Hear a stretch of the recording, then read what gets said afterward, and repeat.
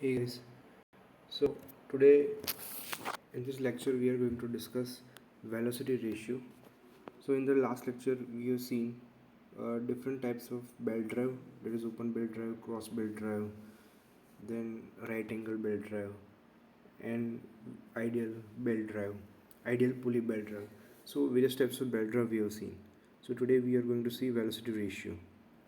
So as the name suggests, velocity ratio is the ratio of the speed of driven pulley, that is N2, divided by driving pulley, that is N1. So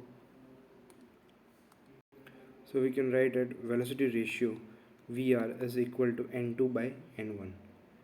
Now if we consider the velocity of the belt of driving pulley is equal to the speed of belt on driven pulley, that is velocity of driving pulley is equal to velocity of a driven pulley, then we can say that suppose I can write here that pi d1 n1 by 60 is equal to pi d2 n2 by 60. So we can cancel out pi 60 60.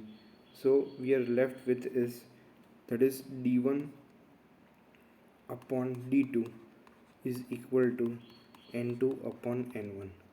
So therefore velocity ratio can also be said in the terms of diameter, that is Vr is equal to n2 by n1 by definition and equal to d1 upon d2 by diameter plus t for the thickness of the belt, that is thickness of the belt, that is t. So this is the velocity ratio. Now we'll see velocity ratio of compound belt drive. So velocity ratio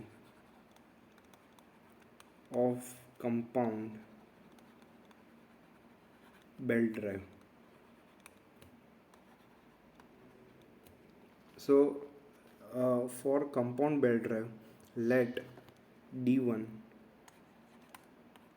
D2, D3, D3 and D4 be the diameter of the pulley, and N1, N2, N3 and N4 be the speed of the pulley. So for compound belt drive, for pulley 1 and 2, N2 by N1 will be equal to D1 by D2, and for pulley 3 and 4, N4 by N3 will be equal to D3 by D4. So multiplying this both equation, we will get that if we multiply this both equation, so we get that N2 by N1 into N4 by N3 is equal to D1 by D2 into D3 by D4. So this is the uh, velocity ratio for compound pulley. Now we'll see length of an open belt drive. So let's draw an open belt drive. So length of an open belt drive. So for length of an open belt drive, we I will just draw open belt drive. So this is driving pulley and this is driven pulley. So it has same axis of center. So suppose the angle of contact for the driving pulley is such a manner which extends an angle alpha with the axis here, and here the angle of contact for driven pulley will be in such a manner which will also extend an angle alpha.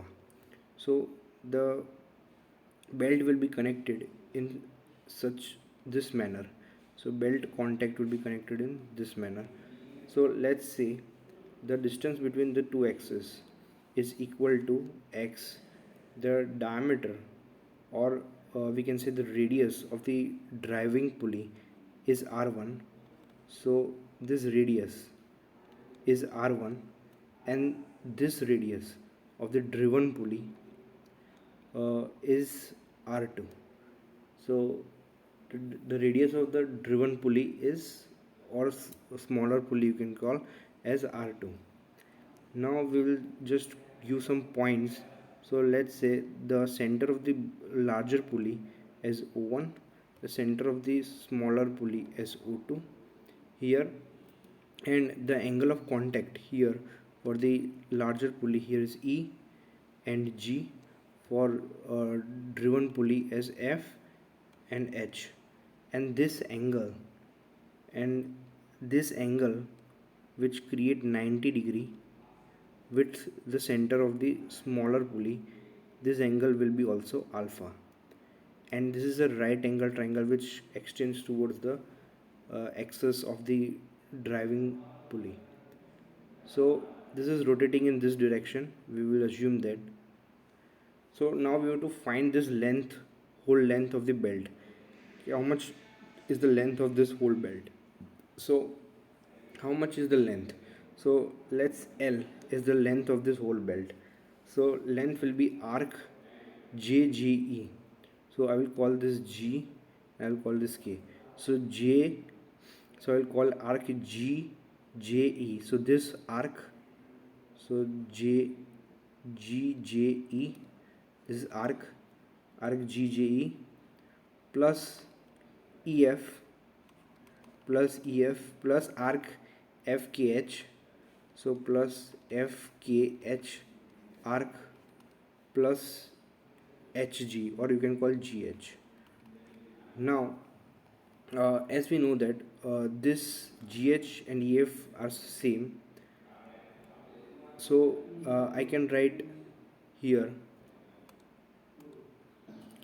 Now this EF and GH are same, this length is equal to this length, so I can write any 2 times EF here, so 2 times EF, and I can remove this. Now GJE, so this arc, the length of this arc and this arc is also same, so I can write here 2 times JE, so JE arc 2 times, and similarly here the arc here FK or HK are same, so here I can write 2 times FK, so 2 times FK arc, so I can take 2 common out and I can write whole 2 times. Now if we are able to find these values, then I can find the value of the length, full length. So let's find the value of arc JE. So what is the value of arc JE first? So I will just here take 2 as a common, so I will get JE arc plus EF plus FK arc. 2 I have taken common from all the 3. Now I have to find GE arc. So what is the value of arc GE? So as you can see, the arc GE, here it is 90 degree, so it is 90 degree plus alpha, so angle is 90 plus alpha. Now what will be the arc? So the angle is equal to, now we know that formula, that angle equal to arc upon radius. So arc will be angle into radius, so I can write here is pi by 2 plus alpha into radius, that is r1. And similarly for arc FK I can write here that is FK here.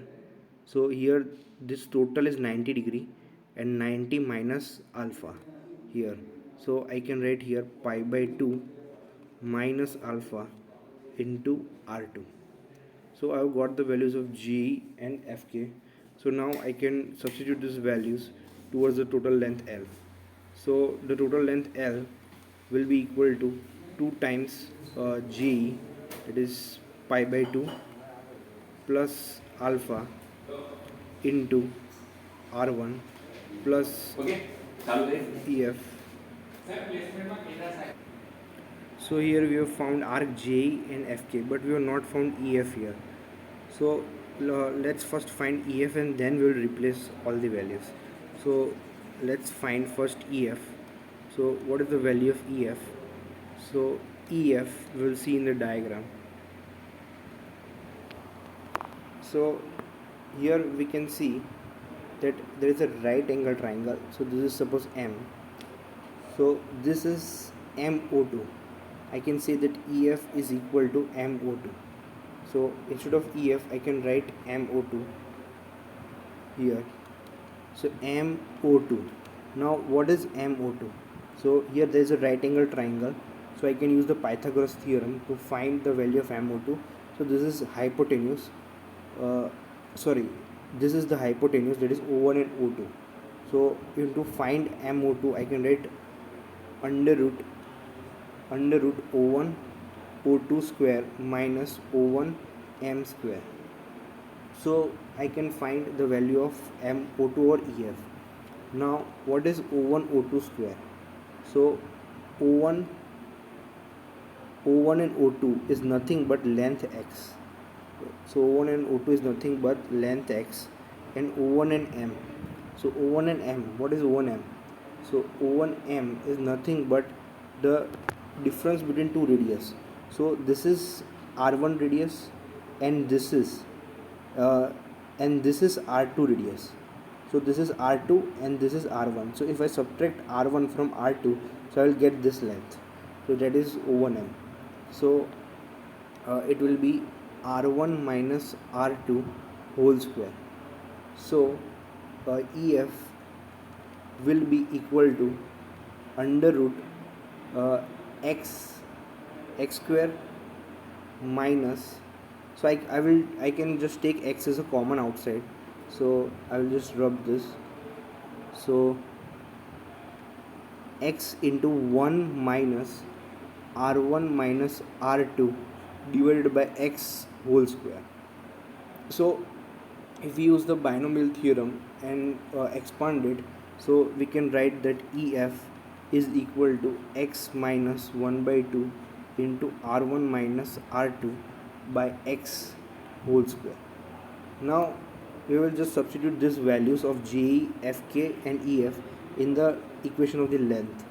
So in this length equation, so what will be our length equation? So length equation L will be equal to 2 times pi by 2 plus alpha into R1 plus pi by 2 minus alpha into R2 plus what is our EF? So EF is nothing but x minus, here x minus 1 by 2 into R1 minus R2 by x whole square. So here, sorry, this whole square is only for above, so it is R1 minus R2 whole square upon x. So if we find the total length, so the total length, if we bring this 2 inside, so what will be the equation? So here the pi by 2 and 2 gets cancelled, so here it will be pi, let's 2 be outside, so let me finish. So pi by 2 R1 plus alpha R1 plus pi by 2 R2 minus alpha R2 in the above equation, and the below equation will be same, x minus 1 by 2 R1 minus R2 by x whole square. So the total length L will be equal to 2 times pi by 2 common. If I take pi by 2 R1 and pi by 2 R2, from that pi by 2 as a common, so I will get R1 plus R2, and here if I take alpha common, so I will get alpha as R1 minus R2. So from alpha R1 minus alpha R2, so I will get R1 minus R2 plus, here in the same bracket, plus x minus R1 minus R2 whole square upon 2x. So the total length L will be equal to, now if I bring 2 inside, so I'll get pi into R1 plus R2 plus 2 times alpha into R1 minus R2 plus x 2x minus R1 minus r2 whole square upon x. So this is the length of the whole open belt drive. Since alpha, sine alpha, what is the value of alpha? So sine alpha will be equal to, so where is alpha here? So let me say, so suppose this is alpha, so sine alpha will be uh, perpendicular upon base. So that is what will be the perpendicular upon base? So that is uh, so suppose this is the alpha. Okay, so here perpendicular is this, so this value is r1 minus r2 upon base is x. So sine alpha will be equal to r1 minus r2 divided by x. So as alpha is very small, so I can say sine alpha is equal to alpha and r1 minus r2 upon x. So instead of this alpha, I can use this term, that is r1 minus r2 upon x. So the length L will be equal to pi into r1 plus r2 plus 2 times, instead of alpha here I will use this value, so that is r1 minus r2 upon x, and already there was one r1 minus r2 here, so this will become square plus 2x plus 2x minus, what was that minus here, r1 minus r2 upon whole square upon x.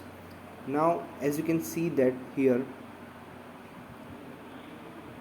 so here there is 2 times r1 minus r2 whole square upon x, and here is minus 1 times r1 minus r2 upon x, so this will get cancelled out, so here it will be 1, so our final length will be equal to pi into r1 plus r2 plus r1 minus r2 whole square upon x plus 2x. So this is the final length in terms of radius.